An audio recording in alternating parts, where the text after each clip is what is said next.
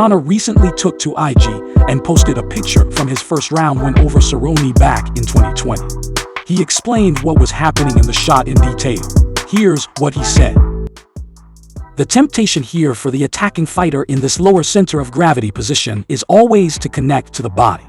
Grab a hold of it. Lean on it. Wrap an arm around it to stabilize themselves from falling over and to stabilize their own panic. Grab and hold merchants. It is so easy to become, and most are. By default, we all are. But it's very difficult to maneuver to a real KO finish this way. However, if you can resist this temptation and build control and balance in this lower center position, as you see me with here, completely separating myself from the frame, you can aim for the temple and the body fully torqued and get the job done without prolonging any more time in there than needed. I am completely free from any contact of my opponent here, yet I am in that lower center of gravity position, fully stable. You don't see that. Downward striking is a whole art unto itself. If boxing, the sweet science, is horizontal punching, downward punching is its vertical equivalent. It must be studied and practiced deeply. In this live play right here, Donald is covering as I wait for his arm to move before I throw my shot. Watch the moment back. I throw my shot right as he moves his hand, unguarding his temple. He had to move it to attempt to advance his position. My job was to be patient, controlled, and balanced in this position, completely free of connection, and unload to the temple when it presented itself. I fell into grab at the very beginning of this sequence, but I realized and disconnected myself. Not falling for the temptation of connecting and holding, but realizing it and disengaging for better velocity in the shots. Ed Bulmanap said this fight was like watching magic, and he was right. 100% downward ground and pound accuracy I had in this fight. I did not miss one shot. Enjoy.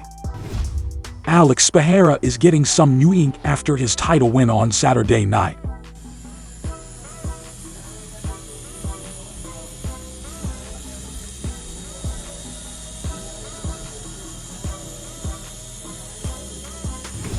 Hardy speculates on whether Jorge Masvidal can talk himself into a main event fight against Leon at the start of next year.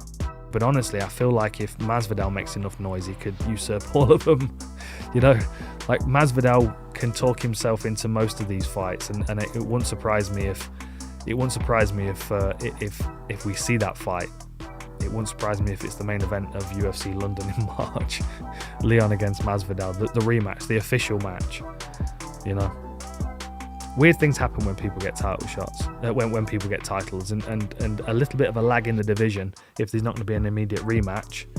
You know, I mean, you got to think like Bisping defended his belt against Dan Henderson. Like, prior beef is a real value, and the fact that Masvidal's already hit him with 3-piece and a soda might have automatically qualified him for a title shot, as crazy as that sounds. But then, you know, Sean O'Malley's just jumped up 10 places, so, you know, who knows what's happening. After losing to Poirier at UFC 281, Michael Chandler posts a funny video with his sons. Sons, it appears that your father has engaged in another spectacular hand-to-hand combat at UFC 281 in New York City. Now, a couple of things I'd like to point out. My right foot is extremely swollen. Now, part of that is the altitude on the airplane coming back. Secondly, my face has stitches and 2 black eyes and a lot of swelling. I would like to say I would not engage in the profession that your father has chosen, although it does provide a wonderful life for you. End of story. God bless, and I will see you at the... Ray Longo reflects on the sad ending to Frankie Edgar's career and praises Khabib for getting out on top. Let me add one more thing. I mean, I've been around a long time, and I'm just going to relay it to like boxing, man. It killed me to watch Sugar Ray Leonard lose to, I think it was Hector Camacho, who, like, in his heyday, that's not even a fight. You know what I mean? So I was never into this. I like to that's why, again, I don't want to beat it to death, but that's what I love about Khabib. He got out on top. You're never going to have this problem with him. There's never going to be a negative thing you could say about the guy. And that's the beauty of it, because like, again, for the people that are just coming into the sport, they're going to look at Frankie like that's Frankie. If they're not really hardcore fans that know what he did against Gray Maynard 10 years ago, or BJ Penn when he was coming up, and I don't like it. You know, I just don't. It's just my personal opinion, but I think there was a kid from Westbury Boxing that beat Julio Cesar Chavez, but did you beat Julio Cesar Chavez? Right. You know, I don't know. It's not good.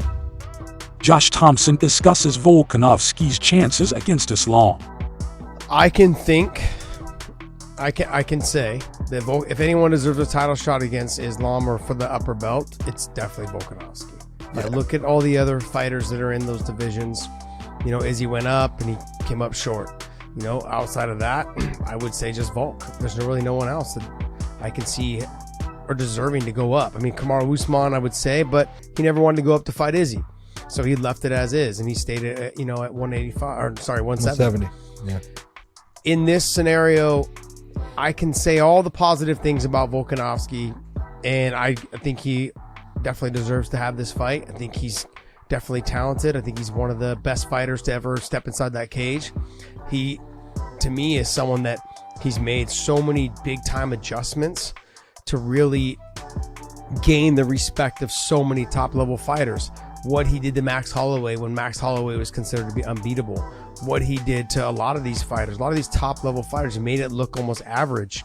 He fought through some adversity in that Brian Ortega fight. After winning the rounds, like he understands what it takes to be a champion. I agree with all of those things. I just don't think he has a chance. And that's it. Like, okay. I don't, and it's not, and I'm not trying to take a dig at him at all.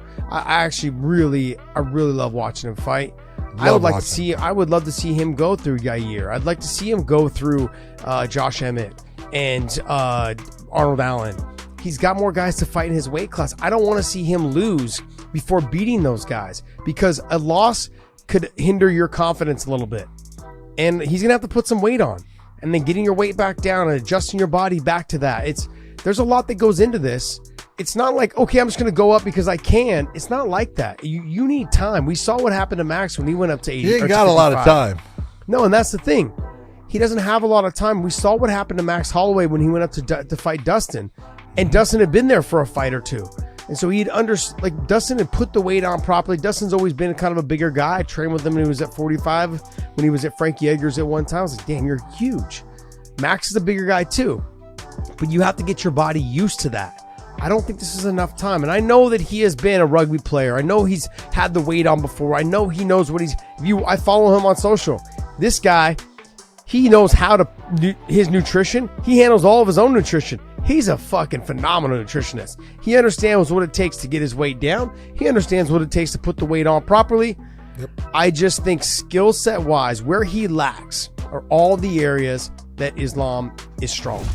Since Pereira beat Izzy for a third time, the internet has been clowning Adesanya with a selection of memes, insinuating that Alex would get the better of Izzy in anything he tries to do. Pev and Holland got in on the act with a post on IG, and John Jones was caught in the comments section laughing at Izzy.